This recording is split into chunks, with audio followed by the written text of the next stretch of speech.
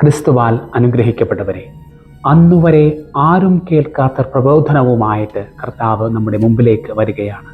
നിങ്ങൾ നിങ്ങളുടെ ശത്രുക്കളെ സ്നേഹിക്കുവിൻ, നിങ്ങളെ പീഡിപ്പിക്കുന്നവർക്ക് വേണ്ടി പ്രാർത്ഥിക്കുവിൻ. അന്നുവരെ കേട്ട് ശീലിച്ചിരുന്നത് നിങ്ങളുടെ അയൽക്കാരെ സ്നേഹിക്കുവിൻ, നിങ്ങളുടെ ശത്രുക്കളെ നിങ്ങൾ എതിർക്കുവിൻ എന്നാണ്.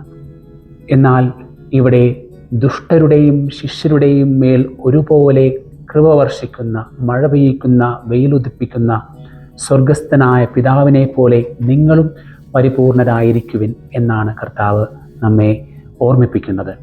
ഇത് എങ്ങനെ സാധ്യമാകും? ശത്രുക്കളെ സ്നേഹിക്കുക, അവർക്ക് വേണ്ടി പ്രാർത്ഥിക്കുക കൂടി ചെയ്യുക. ഇത് സാധ്യമാണ്. ദൈവകൃപ ഉണ്ടെങ്കിൽ മാത്രം.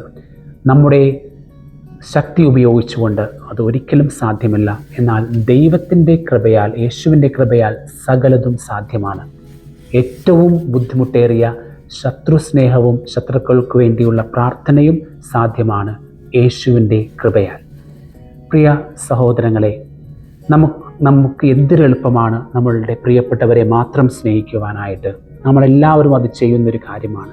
എന്നാൽ ദൈവം നമ്മുടെ ആ നിലവാരം ഉയർത്തുകയാണ്. ദൈവത്തിൻ്റെ തലത്തിലേക്ക് നിങ്ങൾ ഉയരുവാനായിട്ടുള്ള ക്ഷണമാണ് ഇവിടെ ലഭിക്കുന്നത്. ആ വിളിയാണ് എല്ലാ മനുഷ്യർക്കും ലഭിച്ചിരിക്കുന്നത്.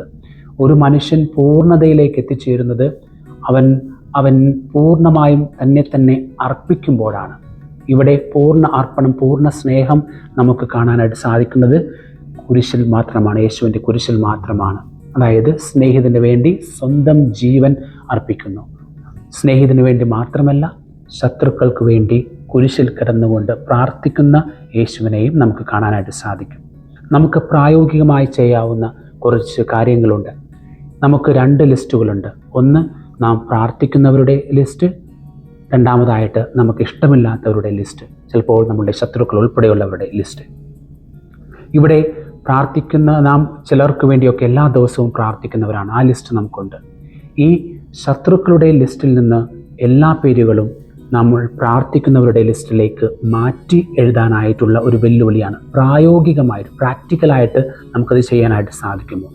എല്ലാ ദിവസവും സ്നേഹിച്ചാൽ മാത്രമേ പ്രാർത്ഥന വരികയുള്ളൂ. അതായത് നാം ഒരാളെ, ഒരു ഉദാഹരണമായി പറഞ്ഞാൽ, നമ്മളുടെ മക്കൾ എത്ര വലിയ കുറ്റം ചെയ്താലും നാം അവരോട് ക്ഷമിക്കും, സ്നേഹിക്കും, അവർക്ക് വേണ്ടി പ്രാർത്ഥിക്കും. ഇതുപോലെ നാം നമ്മുടെ ശത്രുക്കൾക്ക് വേണ്ടി അവരെ സ്നേഹിക്കുകയും അതുവഴി പ്രാർത്ഥനയിലേക്ക് വരികയും വേണം.